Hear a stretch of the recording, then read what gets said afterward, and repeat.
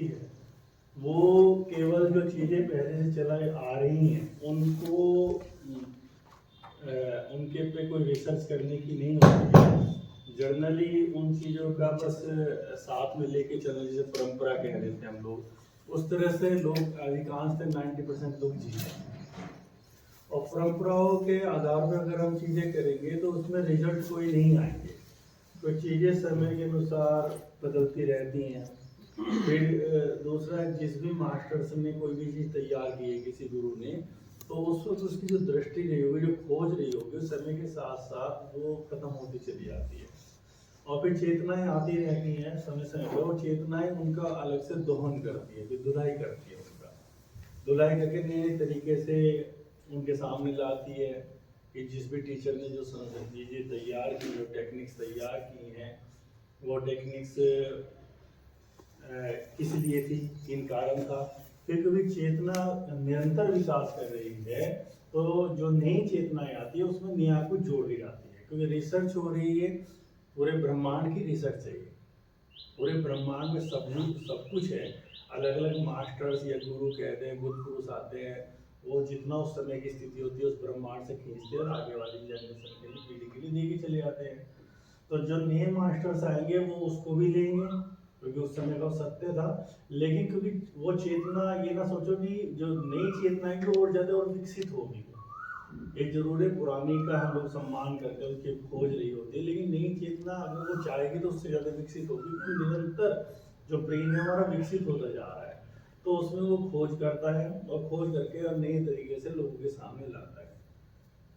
तो यही एक व्यक्ति का मानव होने का सही उद्देश्य है कि वो अगर इस पृथ्वी पर आया है, वो एक चेतना के रूप में आया है, वो बहुत कुछ जानकर आया है और नया ब्रेन उसके साथ डेवलप है। तो नया ब्रेन कैसे डेवलप है बच्चों, कि जिस माता पिता से उसने जन्म लिया है, तो माता पिता और अब से कम 100 साल, 200 साल, 500 साल पुराने माता पिता, तो अब का जो माता पिता आ रहा है उसका ब्रेन ऑलरेडी बहुत विकसित है। तो उस वो ब्रेन का भी सहयोग उसको मिला हुआ है। फिर वो अपनी यात्रा कर रहा है, निरंतर उस पर भी अनुभव जुड़ा हुआ है चेतना का। तो इसको थोड़ा समझने वाली बात है। तो हमारा उद्देश्य ये होना चाहिए, खाली ये नहीं कि हमें एक घर मिला है, चल घर में जी के चले गए, उस घर को हम कितना और विकसित कर सकते हैं। यानी कि जो ब्रेन हमको मिला है ऑलरेडी वो विकसित ब्रेन है, और लेकिन मेरे पास भी एक समझ है, मैं इसमें आया हूँ, तो इसको मैं और कितना विकसित करूँ, है ना। तो ये लगभग 5-7% लोग होते हैं जिनका आप सम्मान करते हैं, जब वो खोज करते हैं और खोज करके नई चीज़ों को देकर जाते हैं, ठीक है ना। तो ओजिमा का भी यही है कि रिसर्च, कि कोई भी चीज़ को ऐसे ही नहीं स्वीकार कर लेना कि कोई चीज़ है। अधिकांशतः आप देखोगे, जो योग की फील्ड में देखोगे, योग के कोर्स भी कर रहे हैं आप लोग, किताबें पढ़ी और उन पर लिख भी दिया गया, है ना। और लिखने के बाद बस वो चीज़ें चली आ रही हैं, उनकी गहराइयों में जाना कभी कोई कोई करता है, और जो कोई कोई करता है फिर वो ही नए विज्ञान को जन्म दे के जाता है। तो ओजिमा भी किसी भी चीज़ को ओजिमा ने ऐसे स्वीकार नहीं किया। अगर वो चीज़ जब तक समझ में नहीं आई तब तक उसको अपने कोर्स का हिस्सा नहीं बनाया। और कोर्स का हिस्सा अगर वो 10% भी समझ में आई तो 10% उसके कोर्स का हिस्सा बना के पाकर उस पर रिसर्च चलती रही। और रिसर्च से क्योंकि चलती रहती है, हर व्यक्ति बहुत गहरे में जाता है, तो गहरे में जाता तो वो चीज़ें बदलती भी रहती है। अक्सर आम संसारी आदमी, जो भी कोई व्यक्ति चेतना के तल पे काम कर रहा है, अक्सर उसका विरोध करता है कि ये व्यक्ति क्या बात कर रहा है, कि वो आज कह रहा था कल इसी को काट रहा है, आज भी बात कह रहा है। लेकिन संसारी आदमी एक निश्चित बहुत लिमिटेड ब्रेन में जीता है, परंपराओं में जीता है, धारणाओं में जीता है, वो उससे बाहर निकल के देखता ही नहीं है। लेकिन जैसे जैसे आप चेतना के तल पर यात्राएं करते हैं तो अपनी ही बातें कटती रहती हैं, और ये नहीं कह सकते आप कि वो सत्य नहीं था। जब उसने मान लो कोई 2020 में कोई बात खोजी तो तब भी वो सत्य थी, और जब 2022 में जो 2020 में खोज दी थी वो असत्य हो जाएगी, 2022 में दूसरी सत्य हो जाएगी, और 2025 में वो असत्य हो जाने वाली है। ये निरंतर विकास है। तो कोई भी चीज ना सत्य है ना असत्य है। चेतना के विकास के तल पे अलग अलग डेफिनेशन है ना। जैसे पाप और पुण्य कोई निर्धारित नहीं है, पाप और पुण्य चेतना के तल पर निर्धारित है, किसके लिए क्या पाप है, किसके लिए क्या नहीं पाप है। समझ में आ रहा है ना। तो जैसे हम उदाहरण से बच्चों, क्योंकि ये वाली क्लास ही केवल तुम्हारी समझ की क्लास है। जैसे हम लोग उदाहरण देते हैं आपको कि दोनों बातों के लिए, अभी एक आपके सामने एक सांप ने एक मेंढक को पकड़ लिया, तो एक चीज ये फर्ज है आपका, यहाँ पर सत्य कौन सा होगा, अधिकांश लोगों की तुरंत वो सर्प से मेंढक को बचाए। और एक वहीं पर एक तल पे व्यक्ति ऐसा बैठा है जो कहता है प्रकृति का नियम है, मैं इसमें कोई इंटरफेयर कर ही नहीं सकता, कि अगर मैंने मेंढक को बचा दिया तो सांप ही कौन सोचेगा जो पूरे दिन से सोच रहा था मुझे कोई भोजन मिले। तो चेतना के तल पे अलग अलग निर्णय है। अब ये नहीं कहा जा रहा ये सही है ये सही है, वो व्यक्ति की अपनी चेतना के तल पे वो कौन सा उस वक्त तत्क्षण निर्णय है ना।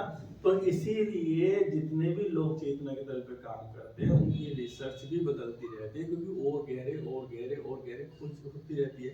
लेकिन क्योंकि जीवन विकासमान है, जीवन में जीने का केवल एक ही कारण है, आप निरंतर विकास करते रहो। निरंतर विकास करते रहने से, और ये नहीं है कि तुम्हें प्राप्त हो जाएगा, पर तुम बहुत चीजों से मुक्त हो जाओ। जो बहुत लिमिटेशंस में बहुत चीजें तुमने जो सत्य माना था, वो सत्य बिल्कुल तुम्हारे सामने तार तार हट जाएगा, उसके पर्दे उठने शुरू हो जाएंगे और तुम अपनी दृष्टि से सत्य देखोगे।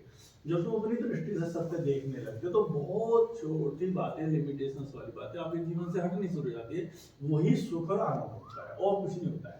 कि जिस चीज के लिए कल तक हम लड़ते थे, लड़ाई झगड़ा करते थे, किसी को बुरा भला कहते थे, वो तो अब हमारे लिए वो छोटी हो गई है ना। और कोई जीवन का उद्देश्य नहीं है ना। प्रवेश आ गए नहीं।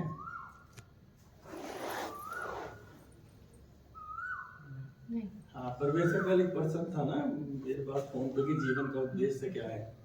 तो जीवन में कोई भी उद्देश्य नहीं है कि मतलब अलग अलग परिभाषाएं है अलग अलग सभी लोगों के लिए। केवल हम निरंतर विकासमान हैं और हमें एक प्रोसेस से गुजरना है, और गुजर के हम अपने आप को कितना विकसित कर पाते हैं, बस केवल ये है।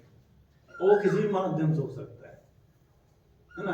आध्यात्म का मतलब केवल यही नहीं पूजा पाठ है। आध्यात्म का मतलब हम स्वयं की आत्मा का अध्ययन, हम इस आत्मा का जो निरंतर विकासमान है इसका अध्ययन कैसे करें, इसका अध्ययन करें। और उस अध्ययन करने के लिए किसी भी टूल्स को आप प्रयोग कर सकते हैं। वो टूल्स आपका सांसारिक भी हो सकता है, वो टूल्स आपका आध्यात्म मतलब पूजा पाठ भी हो सकता है, वो संगीत भी हो सकता है, वो घूमना फिरना भी हो सकता है। लेकिन निरंतर आप सचेत है ये मेरे आत्मा है, ये आत्मा कैसे निरंतर विकसित है ना। आप देशभक्ति भी कर सकते हैं और भी और काम है जो भी कर सकते हैं, लेकिन आपका ये ध्यान हो कि ये आत्मा कैसे विकसित इतने समय में। हाँ, सबसे आसान और सबसे सुगम और सबसे सिस्टमेटिक तरीका योग है। इसलिए योग का इतना महत्व, इसलिए कहेंगे योग ही आध्यात्मिक यात्रा है, क्योंकि वो सिस्टमेटिक है। वो योग ने बताया कि इस मार्ग से चलोगे तो तुम ज्यादा रहस्य खोलोगे, और जगह में तुम मार्ग में खोलोगे तो वो आप भटक जाओगे। तो हम ये नहीं कह सकते कि योगी बहुत सर्वश्रेष्ठ इस बात को जानकर या भगत सिंह भी योगी से ऊपर हो सकते हैं, जबकि योग का वहां पर कोई बात नहीं। उस योग को जिस योग को हम कहते हैं तो वो भी योगी नहीं, जिसे हम योग आसन प्राणायाम समझते हैं वो भगत सिंह नहीं कर रहे हैं, लेकिन वो एक परम योग को उपलब्ध होकर भी जा सकते हैं, जो मृत्यु को इस तरह से देख सकता है सामने खड़े होकर। मृत्यु उसके लिए आम हो सकती है, वो हो सकता है बहुत उच्च कोटि योगी से भी बड़ा योगी हो, है ना। तो ये बातें समझने की है। तो ओजीमा का अर्थ यही है, और आगे आने वाली पीढ़ी को यही कहना चाहता है कि कोई भी चीज़ को ऐसे मत स्वीकार।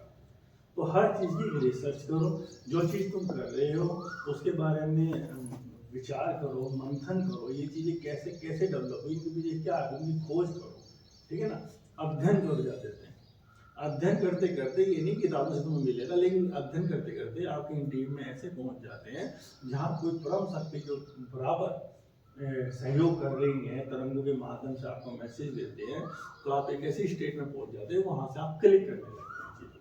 ओहो, ये बात इस खास से ऐसे फिर किताबों की आपकी जरूरत नहीं रहती है। फिर आपकी अपनी आत्मा ही क्योंकि आपका गुरु है, वो बराबर आपको संदेश देने के लिए सक्षम है, उसे वो सब ज्ञान है। लेकिन उस स्टेट को पाने के लिए आपको कहीं ना कहीं एकाग्र होना पड़ेगा। एकाग्र में ऐसी डायमेंशंस में एक ऐसी स्थिति में जाना पड़ेगा जब आप उस यूनिवर्स से कनेक्ट हो सके। तो इसलिए निरंतर अध्ययन, निरंतर गहराई को छू, ठीक है ना। तो हम लोग यहाँ से एक्सरसाइज से शुरू करते हैं। जैसे मैंने बताया था, एक योग साधक के लिए रीढ़ का बराबर रीढ़ पे काम करना, उसके लिए अगर कोई भी यात्रा करना चाहता है तो सबसे सुगम, सबसे सिस्टमेटिक तरीका, और उससे बाहर कोई यात्रा नहीं होती योग की। तो रीढ़ के बारे में ज़्यादा रिसर्च होनी चाहिए, क्योंकि जो भी आपकी जो एनर्जी है, जो उसमें एनर्जी काम कर रही है, जिस एनर्जी ने आपके ब्रेन के उन कोष्ठों को खोलना है, जो कोष्ठ आपको सीधे यूनिवर्स से कनेक्ट कराते हैं और सारा चीज़ें आपके सामने आने लगती है, वो सारे चैनल्स जो है वो आपके रीढ़ में बने हुए हैं। हम ज़्यादा से ज़्यादा उन गहराइयों को छुएं जो हम लोग करते आ रहे हैं, कि वो टूल्स, वो तरीके हमारे सिद्धों ने, योगियों ने कौन से बनाए हैं, कि अगर हर एक की बीइंग तो ये है कि वो कुछ पाना चाहता है। पाना क्या चाहता है? वो अपने आप को अभिव्यक्त करना चाहता है। चेतना हमेशा अपने आप को अभिव्यक्त करना चाहती है, उसकी बीइंग है। आध्यात्म का जन्म यहीं से हुआ है कि हम अपने आप को जो थे उसे दोबारा से अभिव्यक्त करना चाहते हैं। तो अभिव्यक्त करने के लिए जो शरीर में टूल्स हैं उनका कैसे प्रयोग है ना, जो तुम्हें सारी चीजें करने के बाद, बच्चों को घूमना फिरना, एंटरटेनमेंट करने के बाद, पार्टी करने के बाद तुम्हारे अंदर होता है कि सब कुछ से कुछ नहीं मिला, फिर तुम ध्यान में बैठते तो तुम्हें लगता है तो मेरी शांति मिली। वो केवल तुम्हारे अंदर आया कहाँ से? किसी को ना भी सिखाओ तब भी वो एकांत में जाना चाहता है। जो लोग एकांत में बैठ के ड्रिंक करते हैं, एकांत में बैठ के सिगरेट पीते हैं, वो लोग भी उस शांति को ही चाहते हैं। वो उनके अंदर से बीइंग से आई कहाँ से? वो बीइंग्स आई थी यहाँ से, वो चेतना चाह रही है, चेतना पे आपको अभिव्यक्त करना चाहती है। उसे एकांत चाहिए, उसे अपने साथ संवाद चाहिए, वो अपने आप को जानना चाहती है। तो ये तो वो तरीके हैं, क्योंकि तभी हमारे अंदर उठता है कि सब कुछ होने के बाद भी, पैसा गाड़ी सब होने के बाद भी, फिर भी हमें अपने आप को लगता है कि कुछ है, कुछ कमी है, कुछ कमी है। वो कमी ही है, चेतना अभिव्यक्त करना चाहती है। तो योग के मार्ग से हम उसको चैनलाइज करते हैं, उसे सिस्टम में लाते हैं, तो उसे मौका देते हैं। ठीक है, तो रीड की एक्सरसाइजेस। तो रीड जो आपके पूरा सर्किल लेना चाहिए। तो रीड में सबसे नीचे आपका सैक्रम है, सबसे नीचे कॉक्सिस है, ठीक है, जहाँ सारी ऊर्जा आपकी ठहरी हुई है, जहाँ पर मूलाधार चक्र है।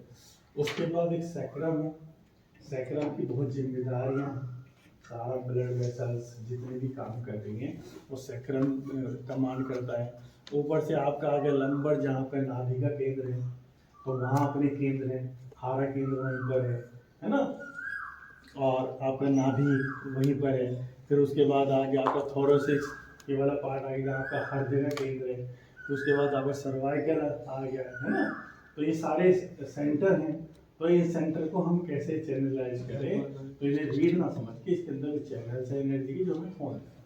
तो वो जब भी खुलते हैं, जब भी हम ऐसे रीड को खोलते हैं तो उनको मौका मिलता है खुलने का, इसीलिए सारे आसनों का निर्माण होता है। ठीक है, करेंगे वन, पूरा रीड पूरी मोड़े, पूरी गर्दन तक।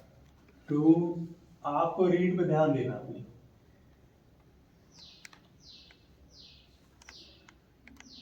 थ्री,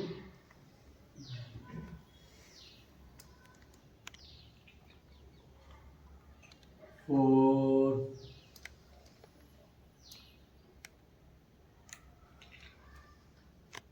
फाइव,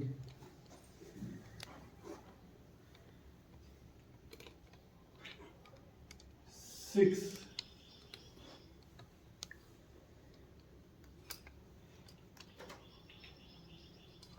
सेवन,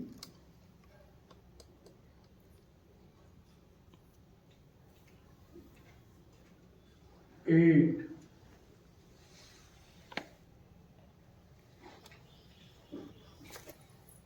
9,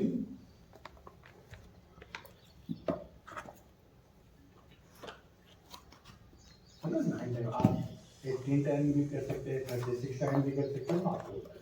अब हम यहाँ से लेंगे, ऐसे रीड को लेंगे, यहाँ से सैक्रम लेंगे, नंबर लेंगे, थोरोसिक्स लेंगे, है ना। वन, पूरा, टू, 3 4 5 6 7 8 9। तो रीड की एक्सरसाइज हर योग साधक को कितना भी ज़्यादा तुम्हें ज़्यादा करो। अभी देखो शरीर में जो कंपन है, एनर्जीज हैं आपकी, है ना। उसके बाद तीसरी एक्सरसाइज, ये दोनों जो हिप बोन है इस पे दोनों पे बारी बारी से वजन आना चाहिए। और जो एनर्जी है, हम एनर्जी को पूरे शरीर में लेके जा रहे हैं, ऐसा नहीं। 1 2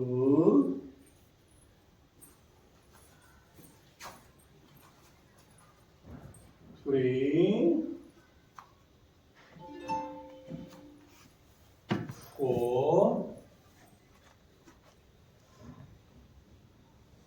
5 पूरा 6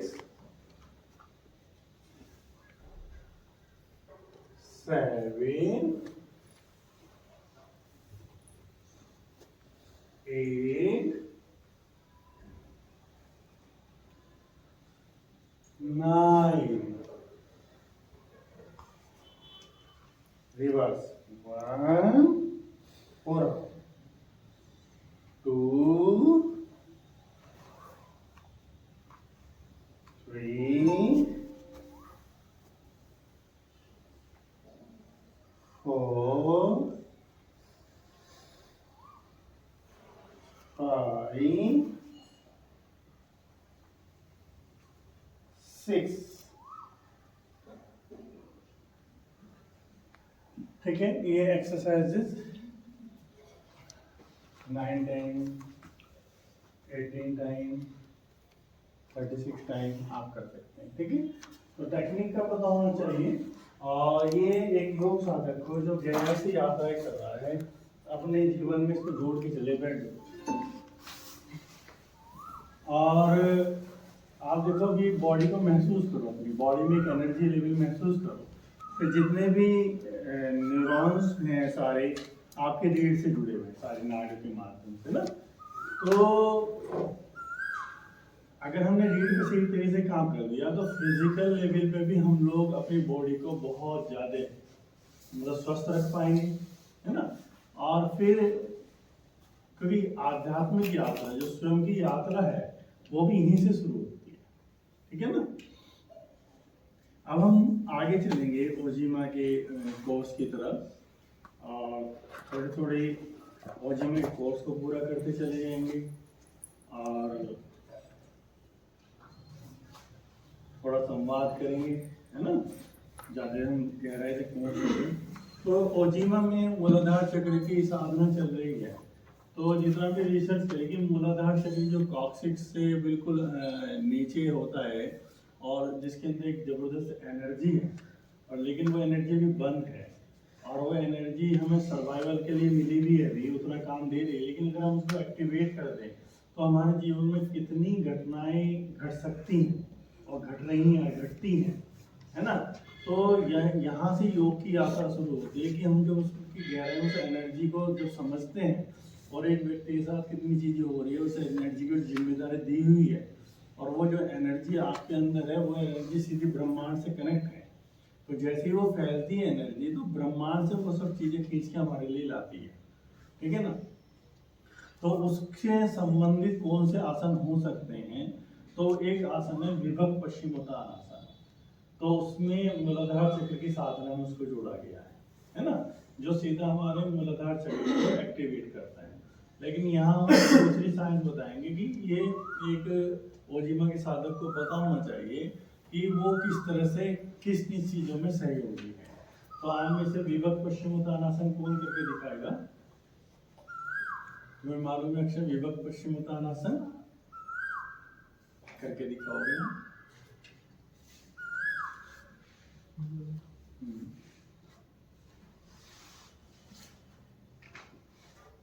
आप सब लोग देख रहे हैं विभक्त पश्चिमोत्तानासन।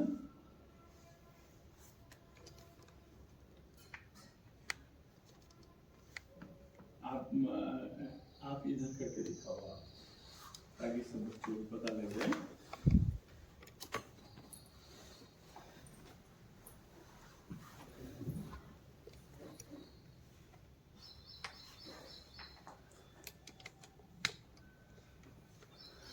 ये विभक्त पश्चिमोत्तानासन है ना। तो कोई नहीं उठ जाओ ऋत्विक। तो हम इस पे आज थोड़ा सा संवाद करें, है ना, ठीक है। तो विभक्त पश्चिमोत्तानासन पर तो आपके हिसाब से अक्षय या ऐसा आप बताओ इसके क्या लाभ हो सकते हैं हमारे शरीर को?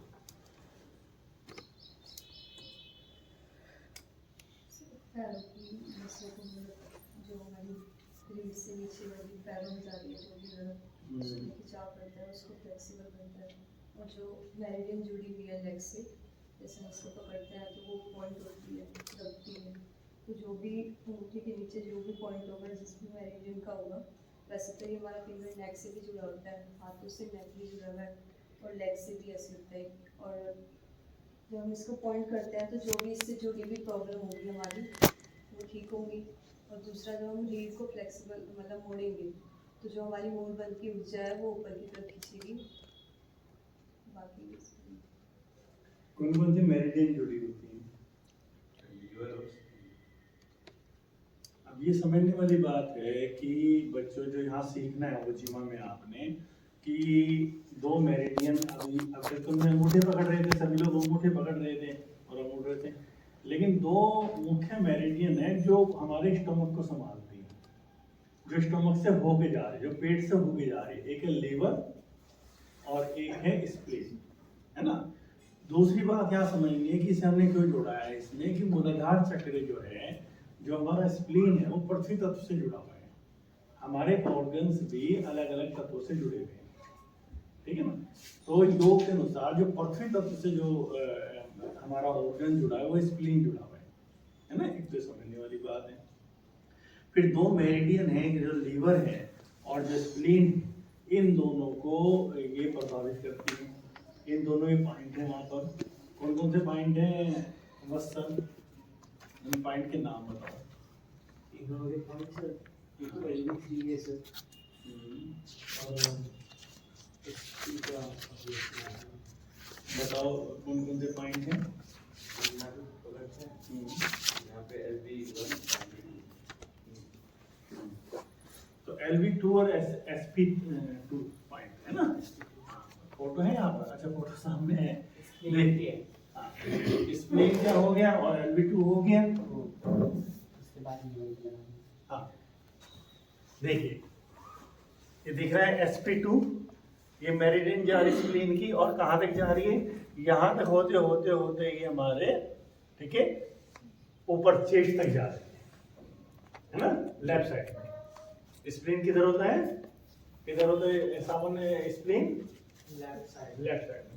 देखिए ये क्लास छोड़ने के लिए कुछ भी आसान है, जब आप यहाँ नहीं होते नितेश, तो आसान है 1.5-2 घंटा वहाँ रहना, है ना। अनवर भी ऐसे सोचता है, लेकिन होने पे कितने लाभ हो सकते हैं। क्योंकि जिस प्रोफेशन से आप जुड़े हुए हो उसके प्रति एक तो हमें ईमानदार होना चाहिए। हम जिस पे काम कर रहे हैं, हमें ये नहीं जब कोई पेशेंट हमें काम पैसा दे रहा है तो उसको आराम होना चाहिए, और आराम होने पे हमें ज्ञान होना चाहिए, और हमें निरंतर उसकी खोज में ज्ञान भी लगे रहना चाहिए। एक डॉक्टर को अपनी चिकित्सा में, इंजीनियर को अपने कामों में, मतलब ईमानदारी है। जो भी प्रोफेशन परमात्मा ने आपको दिया हो आप उसे ज़्यादा से ज़्यादा खोज करें, और या टीचर ने कोई भी, तो आप उसको अच्छी तरह से वहाँ तक पहुँचा सके, तब आपका धर्म पूरा हो जाता है। अलग से धर्म करने की जरूरत नहीं है, आप अपने कार्यों के प्रति ईमानदारी, ये धर्म हो गया आपका, ठीक है ना। समझ में आया? अच्छा मान लो नृत्य करते तो नृत्य की पूरी बारीकियों का और अध्ययन और अध्ययन और अध्ययन, ये नहीं हमने नृत्य सीखना सिखा नहीं, और क्या हो सकता है। तो आप जब वो बच्चों को खाली फीस लेकर नृत्य सिखाना ना रहेंगे, उनके जीवन से उसे जोड़ देंगे और फिर बराबर निरंतर खोज करेंगे, तो आपको अलग से धर्म करने की जरूरत है, वही आपका धर्म है। तो ये यहाँ पता लग रहा है स्प्लीन है, है ना, और ये हार्ट तक जा रही है, ऊपर तक जा रही है लीवर, लीवर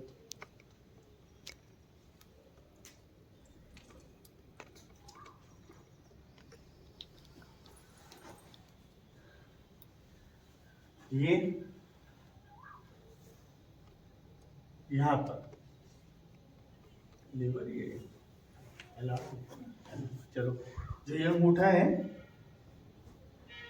अंदर की तरफ है, अगर आप इसमें कंफ्यूज है ना, ऊपर नहीं, अंदर की तरफ है यहाँ पर।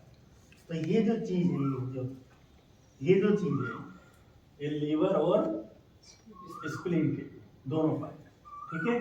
कभी भी आप ये देखना, अपने आप आजमा कर देखना, आंचल और नितेश सब जो सभी जितने बच्चे बैठे हैं, कभी वायु बहुत ज़्यादा है शरीर में, वायु का डिस्टर्बेंस है, तो आप इस पॉइंट को ऐसे मसाज, ऐसे मसाज दोनों पकड़ के और ऐसे आपने घुमाया, आप तभी देखेंगे उस व्यक्ति को राहत होनी शुरू हो जाएगी। लेकिन आप विभक्त पश्चिमोत्तानासन में ये पॉइंट तो नहीं सीधे दबा रहे हैं, लेकिन जब आप अंगूठा खींच रहे हो तब भी आप इन्हीं दो नाड़ियों को एक्टिवेट करें। लेकिन जिस दिन आपको पता लग जाता है तो आप अपने फिंगर्स को और अंदर लेके जाएंगे, आप उसको प्रेशर भी देंगे। तो ज्ञान क्या है? ज्ञान हमें पॉइंटेड जगह पहुंचाता है, हमें भटकने से बचाता है। पता सबको है, पता सबको है कि कोई भी चीज, अभी यहाँ का एड्रेस है तो एड्रेस में जनरली किसी को पता है दिल्ली रोड को उस टाइम पे है, ये एक आम आदमी की है। और जो कोई दूर बैठा है सहारनपुर में उस टाइम पे है, सहारनपुर में दिल्ली रोड को उस टाइम पे है, जो और करीब पहुंचा दुर्गा विहार में उस टाइम पे है, क्योंकि वो वहां तक पहुंचा हुआ है तो उसके लिए ज्यादा वो क्लोज है। तो ऐसे करते करते ज्ञान को बढ़ाते बढ़ाते उन चीजों के करीब पहुंचते हैं और चीजों के रहस्यों को जानते हैं। और इन जानने के बाद ही पहली बार हमें सही अर्थ में परमात्मा को स्वीकार करना हमारे लिए मजबूरी बन जाती है। अन्यथा ये नहीं हमने घरों में सीखा भगवान है, कोई हमारी सुरक्षा करेगा, कोई हमें बचाएगा, ये हम सीख लेते जीवन में पढ़ते रहते हैं जब भी हमें डर लगता है ना, जब हमें जरूरत पड़ती है, फिर हमें मिलता नहीं, फिर हमें कहते हैं कि भगवान हमारा ही साथ नहीं दे रहा, हमारा ही क्यों नहीं सुनता है।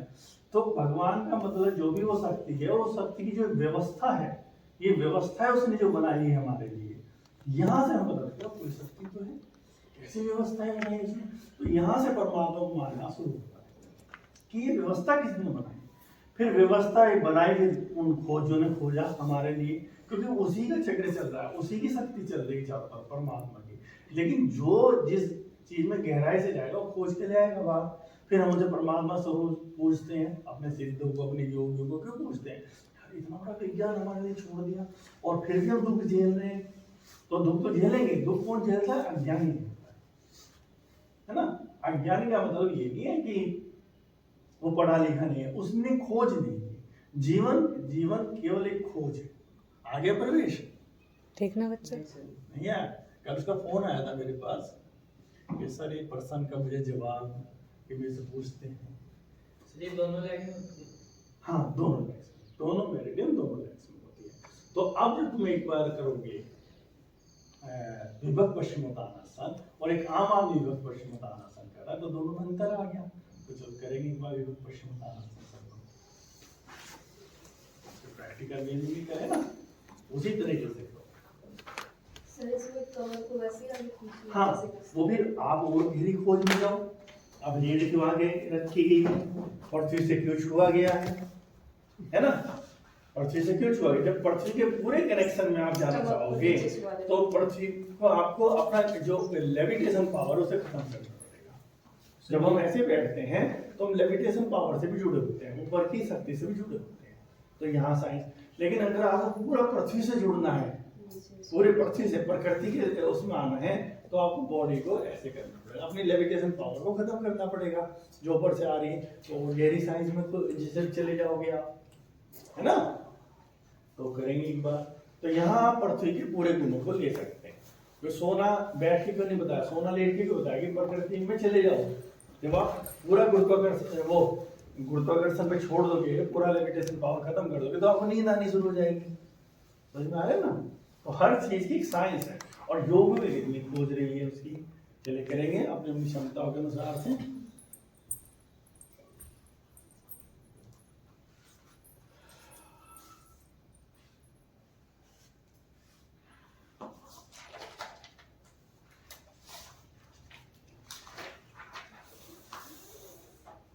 अपनी क्षमताओं, उसी तरह से सारा ध्यान ध्यान कहाँ रहेगा, अब आपका उस पर रहेगा, पॉइंट को दबाने पे, पॉइंट को खींचने पर, ठीक है ना, पूरे पॉइंटेड रहेंगे आप वहाँ पर, समझ में आ गया ना। तो ये सारी चीजों का अभ्यास आपको करना है। लेकिन जब आप टूर्नामेंट खेलेंगे, क्योंकि स्पोर्ट्स में तो आपको स्पोर्ट्स के नियमों का पालन करना पड़ेगा। जब योगासन टूर्नामेंट खेलोगे, वहाँ अगर आप इस तरह के नियमों का पालन करोगे तो आप मार्क्स कट जाएंगे, क्योंकि वहाँ रिसर्च नहीं है, वहाँ खाली पोस्चर्स हैं।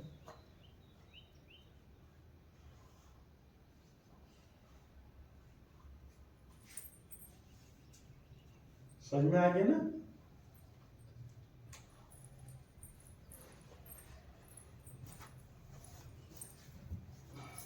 जब 10:30 बज जाएंगे,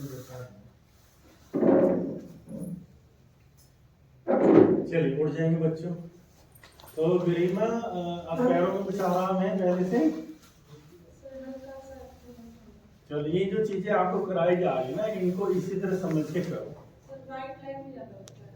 अब आप इन्हीं चीजों को करो सबको। बहुत सी बार हमारी प्रॉब्लम्स में होता है कि वायु का विकार हमारे शरीर में बढ़ जाता है, तब भी सारी नाड़ियां हमारी डिस्टर्ब हो जाती हैं। और आज आपको एक पॉइंट पता लगे हैं जो वायु को बिल्कुल ही शरीर में सिस्टमेटिक तरीके से बाहर फेंकते हैं, ये दोनों पॉइंट। तो इन दोनों पॉइंट को बैठे बैठे भी आप मसल सकते हो, है ना। इस आसन को बना सकते हो। जैसे जैसे आप योग में कोई ऐसी बीमारी नहीं है योग के अंदर जो नहीं हटाई जा सकती, हमें सही ज्ञान होना चाहिए। अगर बीमारी हमारे योग से नहीं जा रही तो कहीं ना कहीं हमारी गलती है, हम उस ज्ञान तक नहीं पहुंच पा रहे, नहीं तो कोई नहीं है। फिर दूसरी बात, 25% जीवन के दुख हमारे नियोजित होते हैं, जो हमें जिनसे गुजरना ही है बच्चों, ये ध्यान रखना। 25% आप निरंतर प्रयास करते रहेंगे तो भी वो दुख आपको लगा आएंगे नहीं, वो प्रारब्ध से जुड़े होते हैं, उनसे कोई नहीं बच सकता। पर 75% योग मार्ग से पूरी तरह से खत्म किए जा सकते हैं। लेकिन जब योगी जब साधनाएं करता है तो 25% जो दुख हमारे नियोजित है वो उनके भी ऋण बहुत जल्दी कटने शुरू हो जाते हैं, बहुत तीव्रता से, यानी कि 10% है। जिन बड़ी परिस्थितियों से एक व्यक्ति को गुजरना होता है, सभी को गुजरना होता है, क्योंकि जब जीवन में जो ज्योतिष का ज्ञान जोड़ा गया है, इसी आधार पर जोड़ा गया है कि समय समय पे इतनी ऊर्जाएं आपको प्रभावित कर रही हैं चारों तरफ से, आपको पता ही नहीं लगेगा, आपको पता ही नहीं लगेगा कि वे ऊर्जाएं जब आपके इर्द गिर्द आएंगी तो सारी व्यवस्थाएं बदल जाएंगी, सारी व्यवस्थाएं। तो वो ऊर्जाएं आई हैं, उनमें आप उनसे गुजरना पड़ेगा।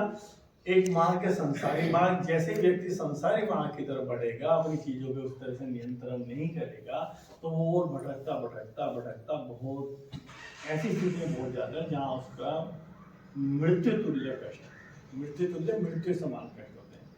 योग मार्ग में वही व्यक्ति उन चीजों से गुजरता है, लेकिन धीरे धीरे धीरे धीरे सिस्टम में आता है। और वे ये सबसे बड़ा संकेत होता है योग मार्ग से अपने कष्टों से गुजरने का, कि योग मार्ग में बराबर आपको किसी अदृश्य शक्ति से सहयोग भी मिलते हैं जो संसारी को नहीं मिलते। संसारी जब दुखों से गुजरता है उसे हर नई स्टेजेस पे नई प्रॉब्लम्स को झेलना पड़ता है, फिर वो गाली देता है, फिर झेलना पड़ता है। ऐसे ऐसे लोगों से उसकी मुलाकात होती रहती है और बंधता चला जाता है। योगी जब कष्टों से गुजरता है तो उसे बराबर उतने ही हाथ सपोर्ट के मिलते हैं और उतने ही उसे कष्ट होते हैं, तो कष्ट आधे रह जाते हैं। तो योग मार्ग एक मार्ग, तुम आज स्वीकारो, ये 10 जन्म बाद होगा। तुम्हारे जीवन में जो भी दुख है वो भी आपने ही इकट्ठे किए हैं, उन जन्मों से हैं जुड़े हुए हैं। जो आपके जीवन में सुख है वो भी आपने किए हैं। सबके आपके पास पैकेज है। अगर आप सोच रहे हो कि कोई भी व्यक्ति है कि वो है कुछ भी नहीं करता लेकिन फिर भी मैं खुश हूँ, तो वो पैकेज चलता है उसका, वो एक दिन खत्म होता है। जैसे आपका धन है, आपने धन इकट्ठा करा, निश्चित रूप से आपने इकट्ठा करा, किसी और का नहीं है, लेकिन एक दिन वो खत्म होगा। तो जरूरी है कि जब वो धन आप तिजोरी का खर्च कर रहे हो तो आप धन और कमाते रहो और ऐसे करते करते हो, ठीक है ना। ऐसे ही आपका बुरे कर्मों का भी एक पूरा पैकेज है, वो भी गुजरेगा। लेकिन आप निरंतर अगर सही करते रहोगे तो बहुत जल्दी वो कम, ठीक है ना। ये है योग मार्ग जिसमें तुम्हें गुजरना।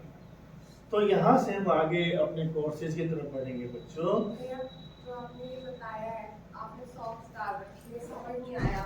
सपोज करो ये तो आपने आसन के लिए बताया, पर वैसे भी बताया कि कभी कोई व्यक्ति बीमार हो तो कैसे करना है। अंगूठे के बिल्कुल तल में चले जाओ। ये अंगूठा है ना, बिल्कुल आखिर में देखिए ऐसे कर। जो भी ऑनलाइन भी है, ये अंगूठा है हमारा, बिल्कुल तली में चले जाओ, इसके एंड में। इधर भी जो ये एंड में गए ना, यहाँ पर एंड में गए, इसी सीध में इधर आ जाओ, दूसरी तरफ। देखना हाँ, एंड में चलेगी ना, ये एंड में बिल्कुल पॉइंट है अंगूठे की तरफ, इसी की सीध में यहाँ पर है, इस तरफ। जी पहले हमने ये पकड़ लिया, LV2 पकड़ लिया, इसी की सीध में LV3, वो SP2। ये हाँ 1 और 2। हाँ, हो गया। अब इसका पॉइंट कहाँ देखना है? ये तो हमें पता लग गया कि केंद्र में है, इसकी सीध में ये है, लेकिन ये पूरे एरिया में कहाँ पर है? ऊपर की त्वचा हमारी काली होती है, नीचे की त्वचा हमारी सफेद होती है, काली सफेद जहां मिक्स हो रही है। समझ में आई ना? हमेशा इन पॉइंट्स को अगर देखना है कहीं पर, ये सफेद है, ये काली है, काली सफेद जहां मिक्स हो रही है। समझ में आ गया? तो यहां से इस पॉइंट को आप बैठे बैठे आपने ऐसे किया, बैठे बैठे आप देखेंगे घर में किसी को भी प्रॉब्लम होगी, आपने तो सीधा लगा दिया, ये करा। अगर आप यहाँ से और कहीं भी जाएंगे तो अपने पुराने समय में कि नाभ उतर गई, पेट की प्रॉब्लम हो गई, धागा मार दो यहाँ पर, धागा मार, तो वो साइंस तुम्हारे खुद के सामने आ रही है। धागा बांधने तो उन्हीं पॉइंट्स को बराबर प्रेशर दिया जा रहा है, जो प्रेशर पे रहेगा वो पॉइंट एक्टिवेट होता रहेगा, वो अपने आप उसकी नाभि अपने आप ही धीरे धीरे सेट हो जाएगी। यानी कि नाभि का मतलब वायु बढ़ी तो वहां से हटी नाड़ी, या नाड़ी हटी तो वायु बढ़ गई, पूरा सिस्टम चल रहा है ना, तो वहां पर सेट हो। एक और बात, हम हाँ। जब छोटे थे हमारे घर में ये आंखों में कुछ हो जाता था ना, इन्फेक्शन होती पता नहीं उसको क्या बोलते हैं, बट हो जाता था, तो यही बांधते थे। उसके पीछे का बताइए। हाँ, जो लीवर मेरिडियन है वो आंखों को भी ठीक है। Liver is a fire element. देखिए लीवर में हमारे यहाँ तो फायर नहीं मानते, इंडियन जो मैथोलॉजी है, लेकिन चाइनीज में जो माना जाता है उसको गुड़ माना जाता है। मतलब गुड़ मतलब पृथ्वी से जुड़ा हुआ है। जब पृथ्वी के अंदर कोई चीज डेवलप होती है तो सबसे पहले उसमें गुड़ डेवलप होता है ना, तो उसको उस तरह से माना जाता है कि वहाँ पे कोई ग्रोथ हो, कोई चीज बन रही है, कोई चीज डेवलप हो रही है, जैसे ऑर्गन डेवलप हो रहे हैं, है ना, तो डेवलप तो गुड़ माना जाता है। तो ये पॉइंट की बात हो रही थी ना आंखों की, तो ये जो लीवर मेरिडियन है, यहाँ पर एक बात और खुल के आती है, आंखों के लिए भी ये मेरिडियन है, ठीक है, आंखों के लिए भी ये मेरिडियन है। इसलिए इसी में थोड़ा सा ऊपर एक पॉइंट आता है LV3, तो अक्सर आंखों के लिए LV3 को दबाया जाता है ना, देख रहे हैं ना LV3 अभी।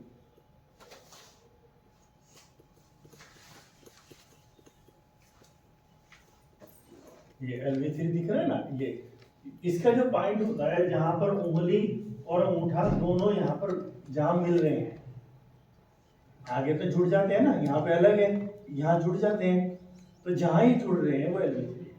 लेकिन क्योंकि यहाँ कोई चीज बांधे नहीं जा सकती, तो ये मेरिडियन एक ही जा रही है, तो ये धागा अगर आंखों के लिए बांधा जा रहा है तो ये बांधने की सपोर्ट स्प्लिन जरूर ले रहा है, लेकिन ये बांधा जा रहा है लीवर मेरिडियन के लिए। लीवर मेरिडियन एक्टिवेट रहेगी तो आंखों की प्रॉब्लम्स दूर होनी शुरू हो जाएगी, ठीक है ना, क्लियर हो गया बात?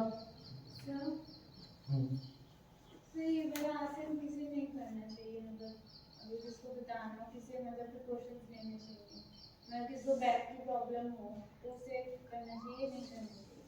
हाँ देखो, अगर बैक की प्रॉब्लम्स है ना, उनके लिए तो बहुत ही जो स्मूथ आसन है ना, आसानी से जो किए जा सकते हैं, चंद्रासन हो गया, भुजंगासन हो गया, तिर्यक भुजंगासन हो गया, वो ये थोड़ा टिपिकल आसन है, ये तो जो योगी लोग हैं उन लोगों के लिए, है ना। हाँ पहले अपने सिस्टम को ठीक कर ले, उसके बाद इन आसन, ये परफेक्शन में तब इनको लाए किसी की स्लिप डिस्क हो गया तो उसे तो बिल्कुल नहीं करना चाहिए ना, कोई भी इस तरह का आसन जो कठिन, जिसमें बड़ा एक तरह का शरीर पे बहुत दबाव दिया जा रहा है, उस तरह के आसन किसी भी बीमार को नहीं करा। बीमार को बहुत हल्के आसन, जब वो धीरे धीरे ठीक होने शुरू हो जाए उससे थोड़ा ऐसे उनको बैठ के पॉइंट दबा सकते हैं आप बीमार के ना। सर एक चीज पूछिए, पश्चिमोत्तानासन में भी सर ये पॉइंट होते हैं ना, फिर उसमें भी हम इसको मतलब बिल्कुल बता सकते हैं और हम ठीक भी कर सकते हैं। ज्ञान का यही अर्थ होता है। जो व्यक्ति ज्ञानी होता है वो और गहरे से लाभ ले लेता है चीजों के अपेक्षा कर, जो ज्ञानी नहीं है। समझ में आ रहा है ना? और ज्यादा सर जैसे इसमें मेरिडियन का बताया कि मेरिडियन पे इफेक्ट करेगा, तो सर चक्रासन किस तरह काम करता है? जैसे मूलाधार चक्र की साधना में तो मूलाधार पे क्या इफेक्ट होगा? नहीं, मूलाधार पे तो जो जोड़ा गया है इसको केवल इसलिए जोड़ा गया है क्योंकि पृथ्वी से कनेक्ट हो रहा है, इस कारण से जुड़ा गया है। तो ओजिमा जब कोई किसी को जोड़ता है ना, उसकी रिसर्च करके उसके और क्या बेनिफिट हो सकते हैं, मतलब ओजिमा ही चाहता है कि आने वाली जो पीढ़ी हो जाए जो योग साधक हो ओजिमा के, वो पूरी तरह से मतलब जानते हो जो चीज़ वो कर रहे हैं उसकी समझ उनके पास, उन्होंने किताबों में पढ़ ली फिर आगे करानी शुरू कर दी, तो ये ना हो, उन्हें पता होना चाहिए सब चीज़ों का। तो ऐसे हम चक्रास नहीं, हमने चक्रास के लिए एक आसन लिया कि क्योंकि उसका मूलाधार चक्र से जो पृथ्वी से कनेक्टेड है, तो इसलिए हमने उसको वहाँ पे ले लिया पशु में। फिर उसके बाद उसमें और क्या लाभ हो सकता है उसकी और रिसर्च में भी, जब वो आसन तो उसमें आ ही गया है ना, प्राथमिक आसन में आ गया मूलाधार चक्र में। तो ये पार्ट जितना भी हम एक्टिवेट करेंगे तो मूलाधार चक्र को तो वो एक्टिवेट करेगा ना, उस पर छोट करेगा एनर्जी का, तो इसका मतलब सर ये दोनों ऑर्गन्स हमारे पृथ्वी तत्व से है, दोनों स्प्लिट। और सर ये लीवर हमारा जो कनेक्टेड है, मैंने बताया ना कि चाइनीज मैथोलॉजी में तो गुड़ से मानते हैं इसको, आप इसको अगर इंडियन से जोड़ो ना, अगर आप इसको इंडियन मैथोलॉजी से अगर जोड़े, हम अपनी साइंस से जोड़ें, देखो किडनी होगी आपकी जल से और हार्ट आपका वायु से हो गया। हाँ, इसको हम अग्नि से जोड़ सकते हैं, फायर से। यहाँ ये फायर, क्योंकि ये जो सारा काम ये, क्योंकि लीवर पूरी तरह से मणिपुर चक्र से जुड़ा हुआ है और मणिपुर चक्र पूरा फायर से अग्नि तत्व से है, तो यहाँ हमसे अग्नि तत्व से, और किडनी क्योंकि हमारे स्वादिष्टान चक्र से जुड़ी हुई है इसलिए वो होगी हमारा से जल तत्व से, ठीक है ना। और स्प्लीन उसमें है ही पृथ्वी तत्व से, और हार्ट वायु तत्व से हो गया है ना, ठीक है। टाइम क्या हो गया? 10-20 हो गए। चलो अगला एक पर्सन के लिए कर लेते हैं, नहीं तो कोर्स वहीं के वहीं रुका हुआ है। एक 13 नंबर पे पर्सन आता है बच्चों कि मूलाधार चक्र से जोड़ रहे हैं कि पहले शरीर को योग में क्या कहते हैं, ठीक है। पहले शरीर को योग में क्या कहते हैं? सावन, वैसे बताओ, तुम बताओ, अक्षय क्या कहते हैं? पूछना नहीं, बताना है। क्यों कहते हैं? क्यों कहते हैं? बॉडी की एक्सरसाइज कराने के लिए अच्छी चीज नहीं, नाम से निकालो। तुम बताओ सावन, अन्नमय कोश क्यों कहते हैं? हाँ, उनसे बना हुआ है। जीवन खोज है, बस ऐसी किसी चीज को नहीं दिया रही अन्नमय कोश। पहले तो योगियों ने तुम्हारे पूरे शरीर को 5 कोषों में बांटा। कोष का मतलब है एक संग्रहालय, जहाँ संग्रह किया जाता है कोई चीज, जहाँ इकट्ठी की जाती है, उसे कोष बोलते हैं। शेल्फ भी बोलते हैं इंग्लिश में, SHELD शायद, मैंने पढ़ा है। शेल्फ मतलब लेयर कह लो एक तरह से। हाँ, नहीं, लेयर तो उसका एक तरह वैज्ञानिक नाम होगा, है ना।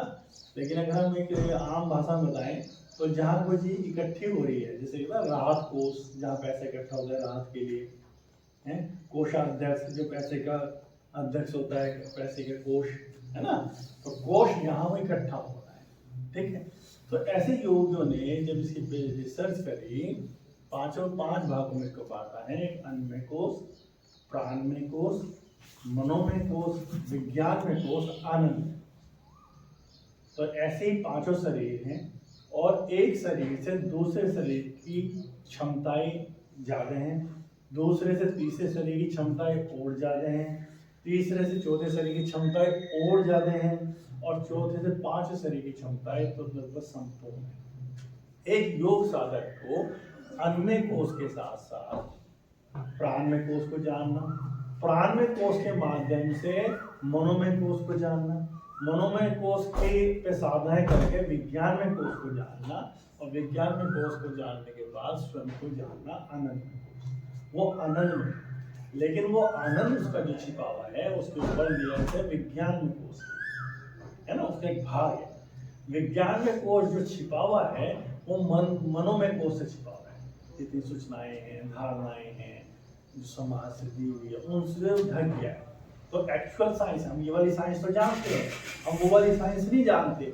सूर्य कैसे काम कर रहे हैं, चंद्रमा कैसे काम कर रहे हैं, काम क्यों कर रहे हैं, कितने उसको घूम रहे हैं, कितनी उनकी क्षमताएं हैं, कैसे कैसे ये हमको प्रभावित कर रहे हैं, पूरी गैलेक्सी एक दूसरे को कैसे प्रभावित कर रहे हैं, मंगल चंद्रमा को कैसे प्रभावित कर रहा है, चंद्रमा पृथ्वी को कैसे प्रभावित कर रहा है, अब ये नहीं जानते ना, ये भी एक विज्ञान है। तो लेकिन ये ढक गया है सीमित सूचनाओं, और सीमित सूचनाएं जो हैं उन पे काम हो सकता है प्राणमय शरीर से, समझ में आ गया? लेकिन बात ही आज खाली अन्नमय कोश की है। तो पहले योग साधक को जैसे तैयारी कर रहे हैं, पहला मूलाधार चक्र की साधना चल रही है, तो चक्रों से भी कोई जुड़ा है, तो मूलाधार चक्र से जो आपका कोश जुड़ा हुआ है, जो शरीर जुड़ा हुआ है, वो जुड़ा हुआ है भौतिक शरीर। भौतिक शरीर को ही अन्नमय कोश कहते हैं, क्योंकि ये अन्न से बनता है, क्योंकि ये अन्न से बनता है। इसे बनने के लिए अन्न ही चाहिए, इसे बनने के लिए अन्न ही चाहिए। अब इसमें कुछ प्रश्न करते हैं। अब मैं प्रश्न निकालो, क्या योग साधक, कुछ योग साधक हैं जो बिल्कुल भी भोजन नहीं करते, अगर ये अन्न से ही तैयार होता है, वो फिर कैसे जीते हैं, फिर क्यों जीते हैं? लेकिन नियम ये है, ये अन्न से ही बनता है। और कोई भी व्यक्ति अगर योग साधना में जा रहा हो और अन्न को त्याग देता है और निरंतर बीमार होता जाता है, निरंतर बीमारियों में आता चला जाता है, चाहे योग साधना भी कर रहा हो तो और बीमार हो जाता है, उसके अंदर परसेंटेज की कमी होनी शुरू हो जाती है, जो न्यूट्रिशंस होते हैं कम होने शुरू हो जाते हैं, ऑर्गन्स के डिस्ट्रॉय होने जाते हैं। फिर ऐसा क्यों होता है? यहाँ 2% कर रहे हैं आपके, तो वहाँ पे आपके ओजिमा साधकों की खोज को मैं पूछना चाहता हूँ ओजिमा के माध्यम से कि ये योगिन अन्नमय कोश ये अन्न से ही तैयार होता है। अन्न जरूरी है इसके लिए, अगर इसको जीवित रखना है, और इसके माध्यम से तुम्हारी यात्रा होनी है। लेकिन बहुत योग साधक हैं जो अन्न नहीं लेते लेकिन जीवित हैं, और बहुत ऐसे मॉडर्न में योगी हैं वो अन्न छोड़ देते हैं और बीमार पड़ना शुरू हो जाते हैं। तो कैसे? प्राण शरीर से ऊर्जा लेते हैं, मतलब जैसे हम योग में आते हैं सर, तो हमारी प्राण शक्ति, प्राण ऊर्जा बढ़ जाती है, तो फिर वहाँ पे अनन्य कोश का जो मतलब वैल्यू है वो थोड़ा सा, मतलब अनन्य कोश की जो ऊर्जा होती है वो प्राण शरीर से मिलना शुरू हो जाती है। कैसे सर? क्या प्राण में सूर्य से, पृथ्वी से वो एनर्जी खींच लेते हैं, उनकी बॉडी और सेंसिटिव हो जाती है इन चीज़ों के लिए, तो प्राण ऊर्जा उनकी बढ़ जाती है, जैसे हम ऑरा के लिए कहते हैं। अगर हम प्राण बराबर ले रहे हैं तो अन्य शरीर को पूरा कुछ मिल रहा है, पोषण जो चाहिए, पोटेशियम है, सिलिकॉन है, आयरन है, इतने न्यूट्रिशंस हैं जो बॉडी को चाहिए। क्या प्राण के अंदर वो है? कहना चाहते बात जो सही सर जैसे सूर्य और पृथ्वी इसमें मतलब हर तरह का अन्न वहीं पे तैयार होता है, तो डायरेक्ट वहीं से एनर्जी को एब्जॉर्ब कर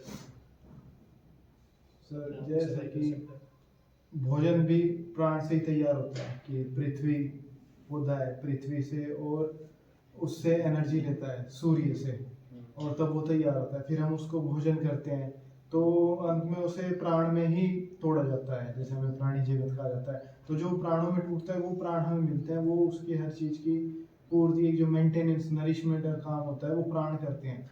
तो जो बाहर से ही पृथ्वी से सूर्य से प्राण सीधा लेने की टेक्निक को सीख जाते हैं, तो वो अपने मतलब तो वो सीधा भोजन की शायद उनको वहाँ पे आवश्यकता खत्म हो जाती है, वो डायरेक्ट उसको लेना और यूज़ करना सीख जाते हैं।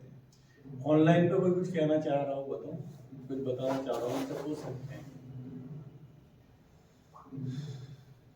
हाँ जैसे हमने कोश से कहा गया है शरीर को, तो ये जो हमारी जो हमने स्टोर किया हुआ है ना, हमने स्टोर किया हुआ है, तो उससे हम एनर्जी मतलब लेते हैं। हमारा शरीर यहाँ हम साधकों की दृष्टि वहाँ पहुँचाना चाह रहे हैं। देखो संवाद से क्या होता है, हमारे अंदर ही उत्तर छिपे होते हैं, लेकिन वो अवसर नहीं हमें मिल पाते किसी को। तो ये संवाद का जो होना जरूरी, इसलिए जरूरी है नए नए बच्चों का, प्रशिक्षकों का, कि यहाँ से उसके अंदर से उत्तर निकलते हैं। जो ये उत्तर दे रहे हैं ये इनके ऊपर जहन में नहीं थे अभी, इन्होंने खोजे। अब यहाँ पे ये प्रश्न उठ रहा है कि एक डाइटिशियन कह रहा है ये सब छोड़ दो, और वो छोड़ देता है, पतला भी रहता है, लेकिन वो बीमार हो जाता है, ऑर्गन्स उसके लंबे समय के लिए खराब हो जाते हैं, कोई ऑर्गन्स अफेक्टेड हो जाता है। योगी भोजन छोड़ता है, उसमें कुछ नहीं होता है। तो वो कौन सा कारण है? कल को आप अपने बच्चों को अपने यहाँ ट्रेनिंग दोगे, तो ट्रेनिंग दे के वो कौन सा कारण है कि वो अपने न्यूट्रिशंस को कैसे पूरा करता है? क्या प्राण के अंदर न्यूट्रिशंस हैं? ये उत्तर देने वाली बात। दूसरा, अंत में सारी चीज़ें मतलब प्राण से ही बनी हुई है। और दूसरा, जैसे हमारे जो मान लो योग कर रहा है, धीरे धीरे उसके चक्र भी, एनर्जी चैनल्स भी और सक्रिय होने शुरू हो जाते हैं। तो जब डायरेक्ट उन चीज़ों से प्राण ले रहा है, प्राण शक्ति उसकी बढ़ रही है, तो उतना ही उसके जो एनर्जी के चैनल्स हैं वो सक्रिय होते हैं, और वहीं से जैसे चक्र ऑर्गन्स को भी संभालते हैं, दूषित ऊर्जा बाहर फेंकना, पॉजिटिव प्राणों को खींचना। तो वो बराबर उन ऑर्गन्स को शक्ति उन प्राणों से, उन एनर्जी के चैनल से मिलती हम रहती ये है। मान सकते हैं कि आप प्राण के अंदर सारे न्यूट्रिशंस हैं जो चाहिए हमारी बॉडी को। मेरे ख्याल से तो सर हैं, क्योंकि अलग अलग टाइप की चीज़ों में अलग अलग तरह के प्राण मतलब होते हैं जो उनको में। देखो यहाँ हमें समझना है क्यों योगी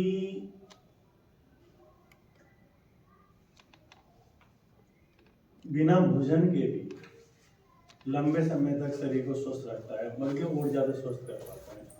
प्राण में नहीं कहते हम, प्राण वायु में कहते हैं। यहाँ ही तुम्हें जानना है, प्राण वायु के अंदर तो ये वायु जो पूरे एटमॉस्फेयर में फैली है, इसमें 67% न्यूट्रिशंस मौजूद।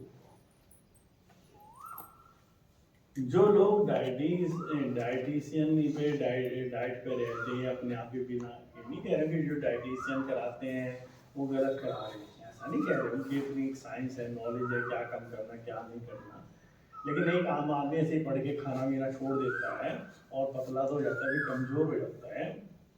और प्राणायाम करने वाले के साथ क्या है, प्राणायाम वायु से 67% न्यूट्रिशंस खींचता है।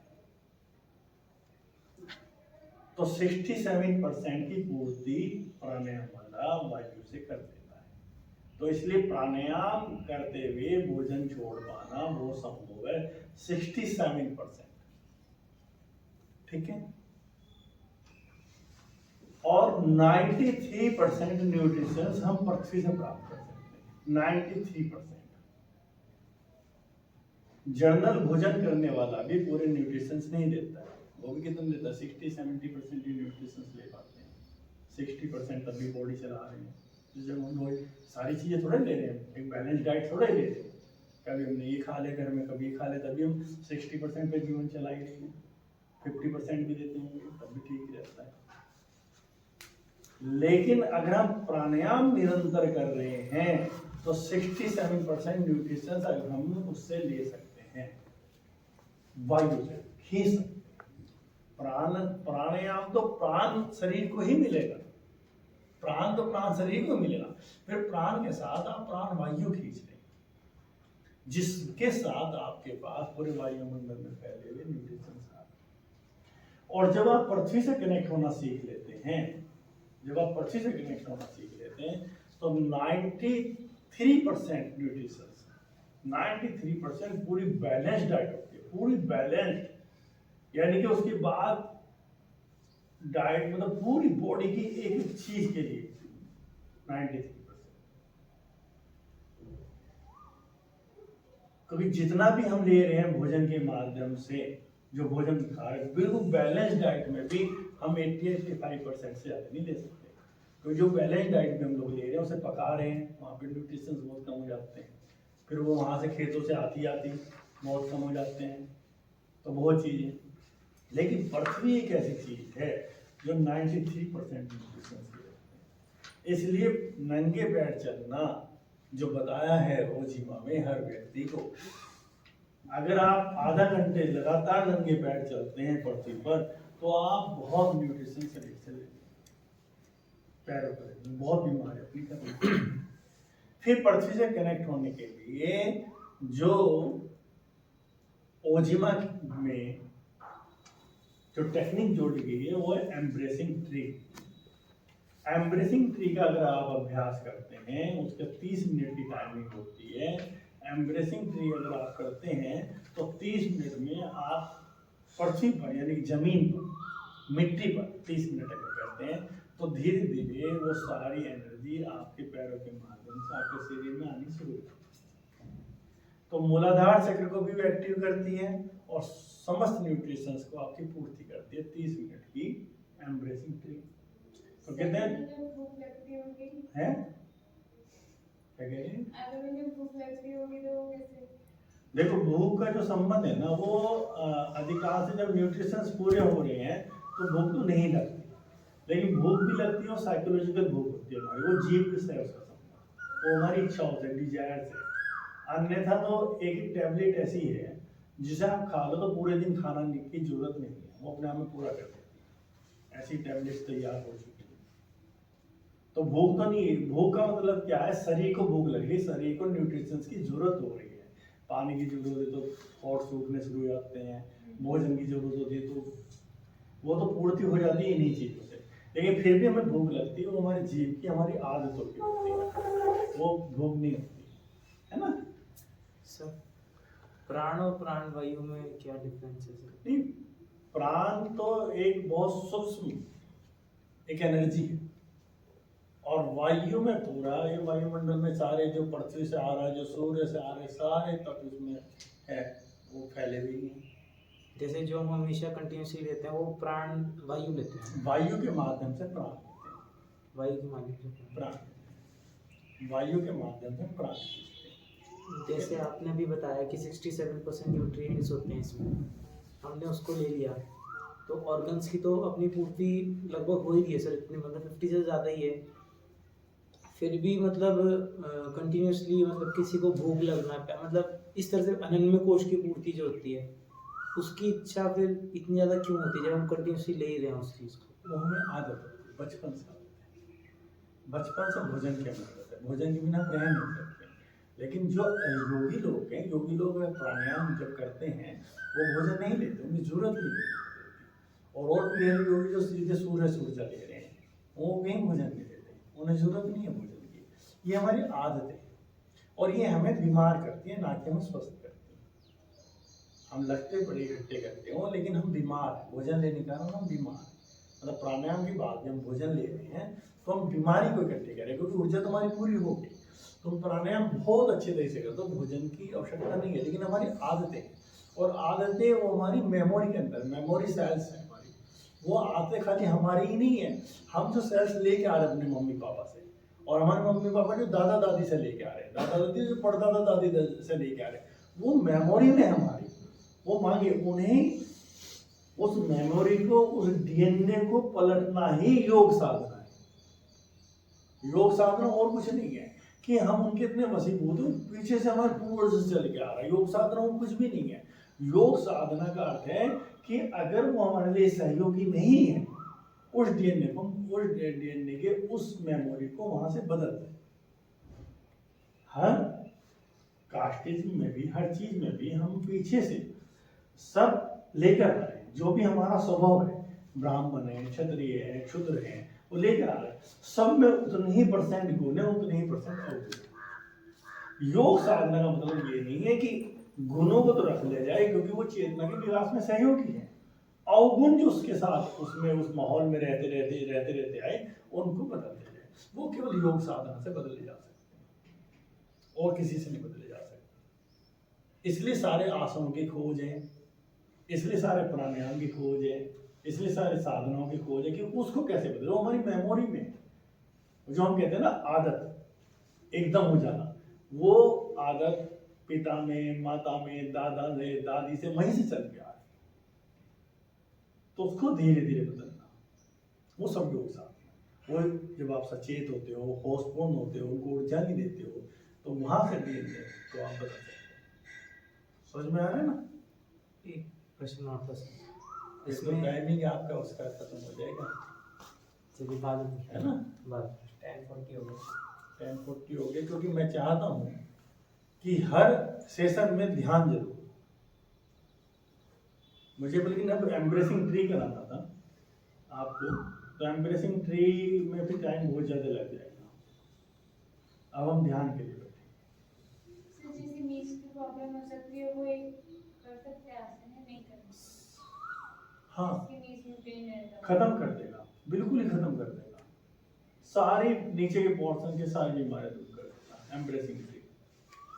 अगली बार बताऊंगा, है ना? तो मैं अगर लेफ्ट नहीं है ना, नहीं करके कोई नहीं, तो खत्म हो जाएंगे, बता देंगे कारण। अभी हम वो कर लेते हैं, मुख्य जो सभी लोग आए हुए हैं। तो हमें हर बार ध्यान देना है। पिछली बार हमने पान पुराण पे काम किया था, पान मुद्रा पे काम किया था, तो इसी में से ढूंढना हमें ध्यान।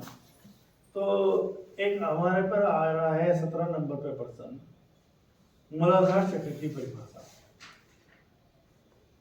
तो इसको समझेंगे, फिर इसका ध्यान करेंगे। मूलाधार चक्र, इसमें लिखा है रीढ़ की हड्डी के अंतिम छोर पर ऊर्जा को रूपांतरण करने का केंद्र। उसमें बेशुमार ऊर्जाएं, एक एनर्जी है। यहाँ पे बच्चों आपको ये समझनी है कि यहाँ पर है ना अलग अलग एनर्जीज है पूरे ब्रह्मांड में। हम जो भी हैं अलग अलग एनर्जीज के घेरे में है। वो एनर्जी हमारे लिए सहयोगी भी है और हमारे सर्वाइवल के लिए भी है।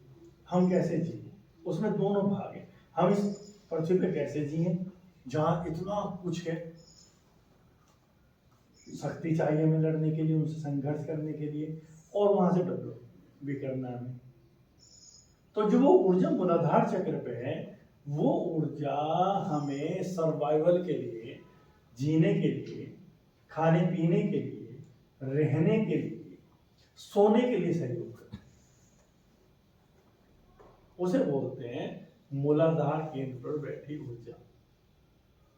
समझ में आया कितना?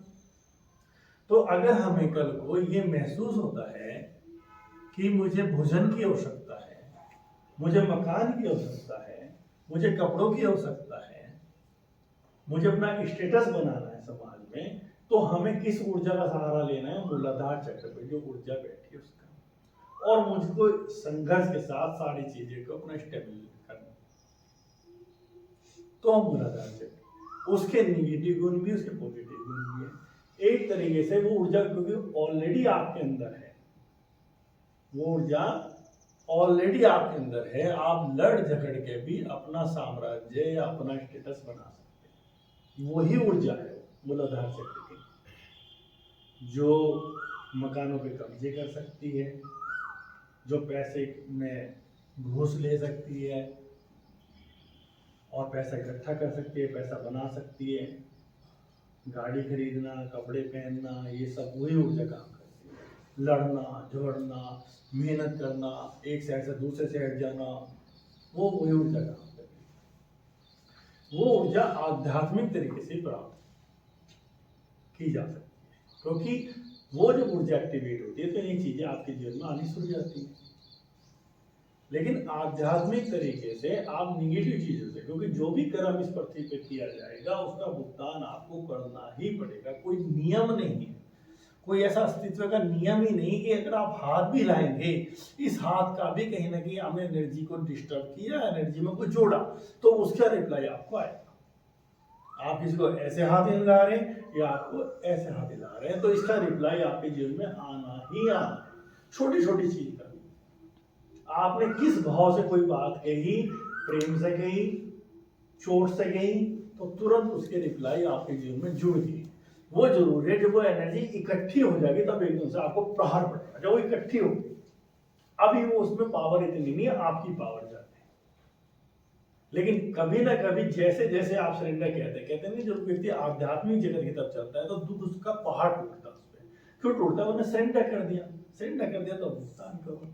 लेकिन वो आध्यात्मिक जगत में जो पहाड़ टूटता है वो बहुत ऐसे टूटता है जैसे गोद में उठा रखा हो किसी ने, धीरे धीरे से एक पहाड़ टूटता है। वैसा जब आपके किए हुए बुरे कृत्य इतने ज्यादा नेगेटिव एनर्जी तो दूसरे लोग खिलाफ खड़े हो जाते हैं, उनकी एनर्जी जब इकट्ठी होती है तो एक वो टूटता है जिसमें आप पूरे धराशायी हो जाते हैं, खत्म हो जाते हैं, सब कुछ लुट जाता है। वो कभी भी हो सकता है, बचेंगे नहीं। तो इसलिए अच्छा ये है कि पानी तो तुम्हें भी सब कुछ है इस संसार में रहते, तो आप सदकर्म, तो सदकर्मों से करने के लिए, क्योंकि नाड़ियां हैं, हमें एक्टिवेशन करते हैं, तो नाड़ियों के लिए तो यहाँ पे योगी जन मंत्रों का प्रयोग करते हैं। मंत्र एक तरह की ध्वनि तरंगे हैं जो ब्रह्मांड से उसी तरह की एनर्जी को खींच के लाती है आपके लिए, जिस भाव से आप उस मंत्र का उच्चारण कर रहे हो। ठीक है, तो यहाँ पे मूलाधार चक्र की साधना में जो मंत्र का उच्चारण है वो मैं आपको बताऊंगा, हम साधना करेंगे, वहीं से ध्यान में प्रवेश करेंगे। ठीक है, समझ में आ गया?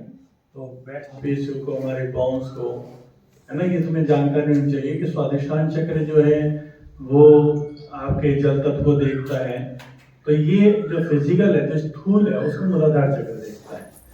तो एक तो शरीर को हमें प्रोटेक्ट करता है, ये शरीर का जो बीमारियां हैं, बीमारियों को ठीक करता है मूलाधार चक्र। दूसरा, जो हमारे जीवन की जो जरूरतें हैं, जो बेसिक जरूरतें हैं, खाना पीना सोना, वो सब मूलाधार चक्र की जिम्मेदारी है। उसकी जो एनर्जी है वो चारों ओर से ब्रह्मांड से उसी तरह की एनर्जी को खींचेगी। वो एनर्जी किसी व्यक्ति के रूप में आपके पास आए, किसी सहयोगी के रूप में, पिता के रूप में, भाई के रूप में, पड़ोसी के रूप में आए, लेकिन आपकी वो सारी व्यवस्थाएं पूरी होनी है। ये इसी तरह चल रहा है पूरा जगत, इसे माया जगत बोलते हैं। है ये माया, लेकिन ये एनर्जी से चल रहा है। तो जैसे जैसे उसकी एनर्जी डेवलप होती है तो उसी एनर्जी को के अनुसार उसके आसपास लोग आने शुरू हो जाते हैं। तो ये एनर्जी बहुत शक्तिशाली एनर्जी, मूलाधार चक्र में बहुत पावर की एनर्जी है। सभी तरह के गलत कृत्य करने वाले भी इस एनर्जी का सहयोग लेते हैं। जो सही लोग हैं आध्यात्मिक जगत में, वो भी अपनी चीजों के लिए, चाहे आश्रम हो, व्यवस्थाएं हो, इसी एनर्जी को एक्टिवेट करते हैं। तो इस एनर्जी में को जो एक्टिवेट, शुद्ध करने का, एक्टिवेट करने का नहीं, क्योंकि हम एक्टिवेट तो कोई भी कर सकता है, व्यक्ति बिना मंत्रों के भी करता है। मंत्र उनको शुद्ध करते हैं, ब्रह्मांड से उस एनर्जी को एक्टिवेट करने के उन टूल्स का प्रयोग करते हैं जो उसको शुद्ध करें। यानी कि वो सारी व्यवस्थाएं तो हों, लेकिन उन व्यवस्थाओं के प्रति हमारा अटैचमेंट ना हो। जैसे जैसे ये चीजें होती हैं, तो जब ये चक्र एक्टिवेट होता है, मूलाधार चक्र, तो इसके दो निगेटिव पॉइंट है, असुरक्षा और अटैचमेंट। तो अटैचमेंट भी बढ़ता है, और जितना अटैचमेंट बढ़ता है व्यक्ति उतना खोजता, उतना गलत करता है, फिर और अटैचमेंट बढ़ जाता है, ये भी चाहिए, ये भी चाहिए, वो भी चाहिए, वो भी चाहिए, तो वो गहरे गहरे गलत मार्ग पे चलना शुरू हो जाता है। और असुरक्षा बहुत छीन ना दिया जाए मेरे सेंस में, तो पकड़ बढ़ती चली जाती है। तो इसलिए हमें एक्टिवेट तो वो ऑलरेडी है ही योगियों का, लेकिन हमें उसको शुद्ध करना है। तो शुद्ध करने के लिए जिस शब्द का, जिस मंत्र का उच्चारण है वो से, ठीक है, इस, हाँ हाँ, ऐसे जो सा की ध्वनि है, जो सा की ध्वनि है वो मूलाधार चक्र को शुद्ध करने की ध्वनि है ना, इतना केवल समझ लो। क्योंकि जो लाम की ध्वनि है, एक्चुअली में लाम की ध्वनि, मूलाधार चक्र की ध्वनि नहीं है वो है पृथ्वी तत्व की ध्वनि। ये पूरी साइंस है कि चक्र के पास ऊर्जा है और तत्व के पास जमीन है। जैसे स्त्री पुरुष होते हैं, एक के पास बीज है, एक के पास जमीन है, तब जाके किसी का जन्म होता है। तो जो वो जमीन है वो पृथ्वी है। तो ये जब तत्व है, ये तत्व जब इस ऊर्जा, जब ये ऊर्जा उस तत्व में एक्टिवेट होती है, तब जाके माया जगत का निर्माण होता है। माया जगत का मतलब है जो देखने में तो सच्चा लगे लेकिन सच्चा नहीं है। ये ऐसे सबको रिपीट करोगे? चक्र के पास हाँ। ऊर्जा है और चक्र के पास एनर्जी है और तत्व जो है एक तरह की जमीन है। दोनों के पास अपने एटम्स हैं, अपनी एनर्जीज हैं दोनों के पास, लेकिन जो चाबी है वो चक्र है और ताला जो है वो तत्व है। समझ में आ गया इतना? जिस चाबी से खोलना है वो चक्र है और जिस ताले को खोलना है वो तत्व है। तो तत्व को खोलना होता है सभी व्यवस्थाओं के लिए। अलग अलग तत्व है, पृथ्वी तत्व है, जल तत्व है, अग्नि तत्व है, वायु तत्व है। तो जितने भी हमारे सिद्ध जो हम पुराणों में कथाएं पढ़ते हैं अपने भगवानों की, किसी की ये शक्तियां थी, ये सब तत्वों से जुड़ी हुई है। वायु तत्व हमने देखा, हनुमान जी हैं, वायु पुत्र हैं, उड़ सकते हैं, कोई पानी पे तैर सकता है। तो ये सारी उन तत्वों में, और योग जो योग की यात्रा इन तत्वों से मुक्त होने की यात्रा है। तत्वों से भी मुक्त, लेकिन मुक्त कब होगा? इन तत्वों को पूर्ण संभावनाओं को जानने के बाद योगी इनसे मुक्त होता है, नहीं तो अधूरा रहेगा। यानी कि ये एक्टिवेट तो करें हम जीवन में सब चीजें, लेकिन इनसे हमारा अटैचमेंट ना हो, इनसे होकर गुजरना है, इनको जान के गुजरना है। तो सा की ध्वनि चक्र को शुद्ध करती है। जब चक्र हमारा शुद्ध हो जाता है और एक्टिवेट होता है तो हमें पृथ्वी तत्व को आमंत्रित करना होता है। जब पृथ्वी तत्व को हम आमंत्रित करते हैं, उसका जो उच्चारण करते हैं मंत्र से, वो है लाम। लाम भी बोलते हैं, लाम भी बोलते हैं, लाम लाम लाम लाम। ठीक है, ये समझ में आ गया?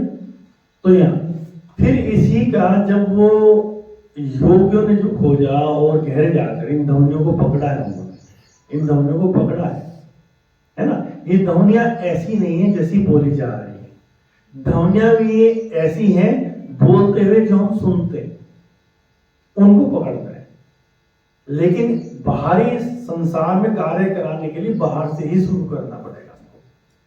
ध्वनियों को अगर सही पहचानना है, और लम कैसी ध्वनि है, जैसी हम करते हुए सुन रहे हैं, एक्चुअल में वो ध्वनि बाहर से छोड़ कर अंदर जो हो रही है नाड़ी में, तो इसलिए नहीं करते हुए सुनना नहीं होता है। ऐसे ही जब वो पृथ्वी के अंदर जब वो एनर्जी बाहर आती है निकल कर, वहां पर एक अग्नि का जन्म होता है। वहां पर जो जैसे लावा निकलता है, ऐसे मिक्सर होता है एनर्जी का, और मिक्सर होने से वो सारा आपका माया जगत निर्मित हो। तो जो उसकी ध्वनि योगियों ने खोजी है वो है ग्लोम गम लम। यानी कि जो पृथ्वी ऐसे, जैसे आपने देखा है ना, किसी पृथ्वी के अंदर से लावा निकल रहा है, तो जो ध्वनि होती है हमारे शरीर में, जब हम अंदर के केंद्र को खोलते हैं, तो वो ग्लोम गम लम लम ग्लोम गम ऐसे होती है। तो वो भी जो की जा रही है वो नहीं है, जो सुनी जा रही है वो है। तीसरी, योग साधक के लिए, जैसे योग साधक के जैसे जैसे उसके चक्र एक्टिवेट होंगे, उसका प्रारब्ध सामने आएगा। उसका प्रारब्ध, हम साधना में जाते हैं इसलिए सुखों के लिए, आनंद के लिए, सब चीजें भोगने के लिए, लेकिन नियम है कि जो तुम्हारा प्रारब्ध है, जो तुम करके आए हो, वो सामने आएगा। इसलिए अक्सर आपने देखा होगा योग साधक, जब तुम साधनाओं से गुजरोगे तो बड़ी प्रॉब्लम्स में पड़ जाते हो। वो अधिकांशतः शारीरिक होती है, तो बाहर से तो इतना नहीं होता उनका, शारीरिक होती है। योग साधक को ज्यादा से ज्यादा, ये बड़ी अटपटी बात है जो आपको जनरली नहीं बताई जाती, यहाँ बिल्कुल सत्यता से बताई जा रही है, बीमारियों से गुजरना। और वो बीमारियां जो होंगी आपकी, वो प्रारब्ध से जुड़ी होंगी जो आप करके आए। तो वो कर रहा है साधना, लेकिन वो बीमार हो रहा है, बीमारी से गुजर रहा है, समझ में आ रहा है? तो लेकिन फिर योगियों ने और खोज की वो प्रारब्ध कैसे कम हो, तो वहां से एक मंत्र का जन्म हुआ है, वो है क्रीम। आपने कभी सुना ओम क्लीम क्रीम? क्रीम, क्रीम का जो हमारा डिजायर्स है, इच्छाएं, राग का अर्थ है अग्नि, मां का विलीन होना, उसमें विलीन करना, तो इसलिए इसको कालिका मंत्र बोलते हैं। तो मूलाधार चक्र पे कालिका स्थान है, जो आप काली देखते हैं जीव और ये ले रखा है, तो मूलाधार चक्र पे उसका स्थान है, मतलब वो काली ऊर्जा है। वो जो काली ऊर्जा है वो उन सारे वेस्टेज को किसको जला रही है? हमारे ही किए हुए कर्मों को। जो राक्षस है, वो जो राक्षस काट रही है, ये जो प्रतीक कथाएं इन्हें तरह तरह से बताया जाता है, लेकिन इनकी खोज में जाओगे तब तुम समझ पाओगे कि वो जो साधनाएं कर रहा है साधक, तो वो जो साधनाएं करके जो उसने आज तक किया है, तो वो उसको काट रही है। वो जो राक्षस काट रही है, वो ऊर्जा उसको काट रही है, तो प्रारब्ध को भी काटना पड़ेगा आपको। अन्यथा ये भी देखने में आता है, तो ओजीमा वही सब चीजें पहुंचाना चाह रहे हैं आपको, जब आप साधनाएं करेंगे तो और जो प्रॉब्लम्स में आप आने शुरू हो जाएंगे, लेकिन उनको भी आप भाव से माँ काली का ध्यान करते हुए उस मंत्र का उच्चारण करेंगे कि वो साथ साथ ऊर्जा उनको प्रारब्ध को भी काटती रहे। तो यहाँ पे हम लोग आज उच्चारण में किन मंत्रों का? मूलाधार चक्र, लाम, पृथ्वी तत्व। जब पृथ्वी और चक्र की ऊर्जा मिक्स हो रही है और गर्मी वहां पैदा हो रही है उस एनर्जी में, तो जो ध्वनि निकलती है ग्लॉम ग्रम लम, लम ग्रम ग्लॉम, उसके बाद इन चार मंत्रों का अर्थ है कि पूरी बॉडी की नाड़ियां एक्टिवेट होनी चाहिए। मूलतः मूलाधार चक्र की, मूलाधार चक्र के लिए समझ में आ गया। वहां से अगर हमें समय बचता है फिर हम ध्यान में बैठेंगे। ध्यान में केवल मूलाधार चक्र जो आपने देख लिया, रीढ़ का अंतिम छोर, बस उस पर करेंगे एक्टिवेशन पे, क्योंकि ये चक्र हमारे ध्यान से भी एक्टिवेट होते हैं। तो ध्यान सीधा मूलाधार चक्र पर रहेगा। विजुअलाइजेशन पावर आप स्वास्थ्य की कर सकते हैं, धन की कर सकते हैं, वो हमारा अधिकार है, करना चाहें, नहीं जरूरत तो रहने दें। मकान की कर सकते हैं। तो जो विजुअलाइजेशन पावर हम लोग करते हैं, पूरा विजुअलाइज करते हैं एनर्जी के साथ, वो एनर्जी किसी भी माध्यम से घटने शुरू हो जाती है। नहीं जरूरत समझते तो नहीं। तो इसलिए मैं कहता हूं योगी जन चाहे तो बड़े से बड़े आसन मतलब कुछ भी खड़े कर सकते हैं। कोई कहते जी वो तो योगी है, उसको झोपड़े में रहता है, उसने इच्छा नहीं की होगी। अगर इच्छा करेगा तो उसके लिए कोई बड़ी बात नहीं है, अपने आप व्यवस्थाएं होगी। ठीक है ना? समझ में आ गया? लाइटें बंद कर देंगे और ध्यान की तरफ सीधी कर ले। हाँ बताइए।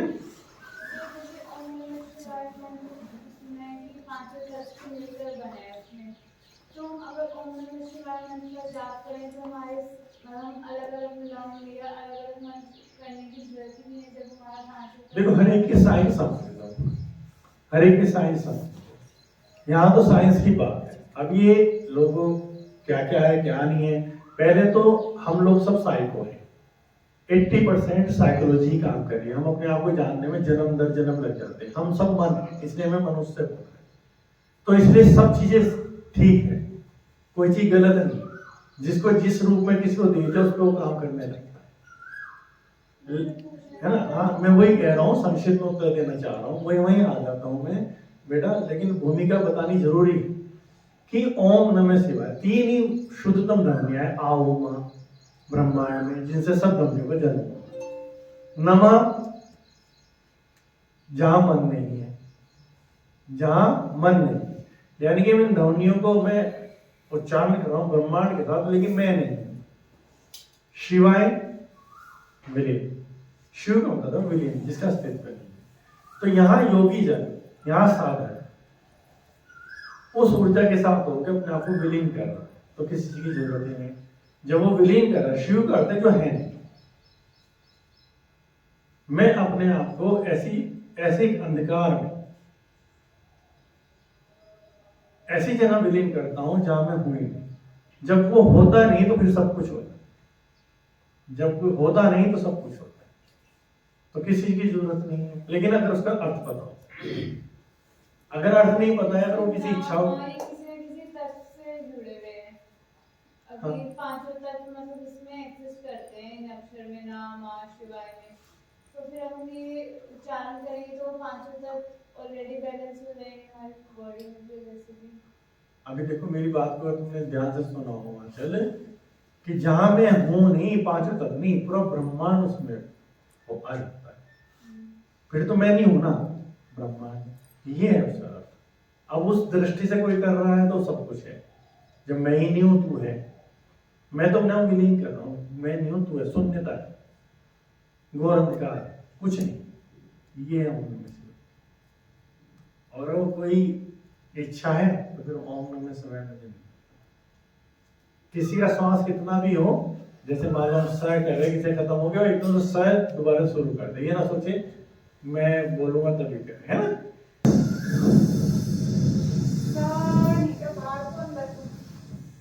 जीभ को हल्का सा दांतों के पीछे लगाकर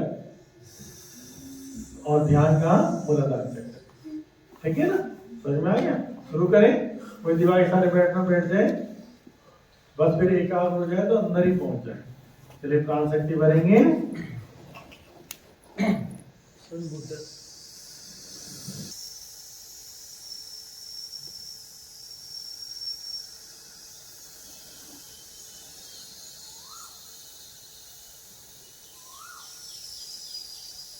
सारा ध्यान मूलाधार चक्र पर।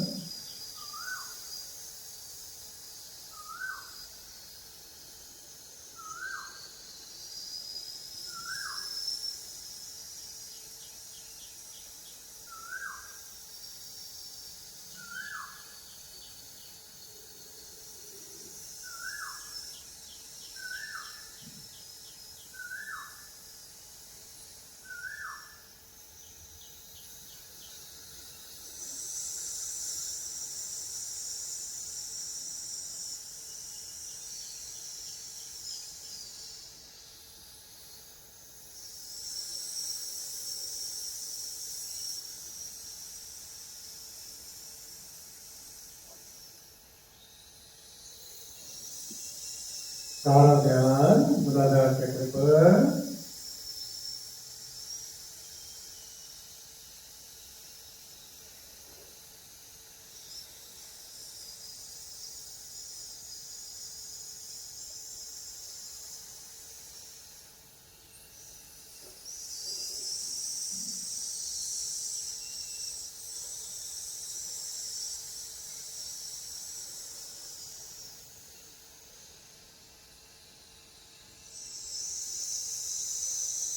शांत हो जाएंगे, आंखें नहीं खोलेंगे, शांत हो जाएंगे। सारा ध्यान मूलाधार चक्र पर पृथ्वी तत्व को आमंत्रित करेंगे।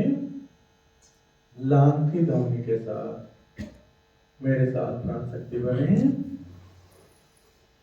लाम लाम लाम लाम लाम लाम लाम लाम करते जाएं। कंपन को महसूस करें मूलाधार चक्र पर, पृथ्वी तत्व के प्रति भाव बन रहे हैं। अंदर होने वाले कंपन को महसूस करें।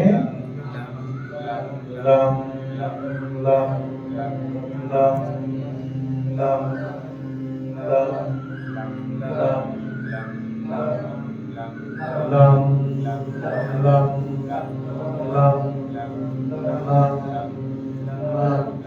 करते जाएं। जब लाम में माँ बोलेंगे तो माँ नासिका से हम नहीं निकालेंगे। Lump lump lump lump lump lump lump lump lump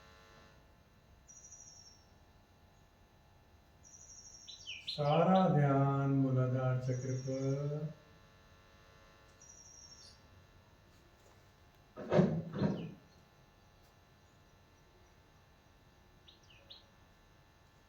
अपने स्वास्थ्य के प्रति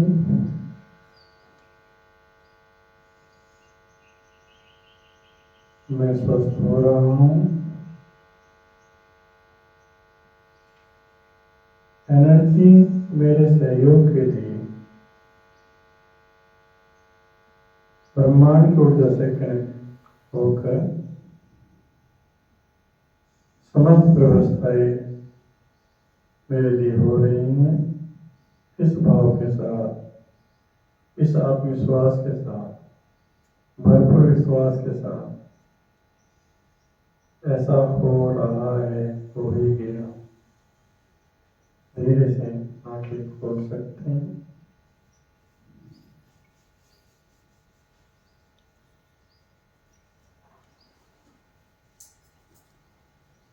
तो बच्चों ये समझना है कि अगर सप्ताह में 1 घंटा इन चीज़ों को दे दिया जाए और एक दूसरे रहस्यमय जगत को आप जान पाए, इतना तो हर व्यक्ति जानता है कि मैं आया हूँ और मुझे जाना है।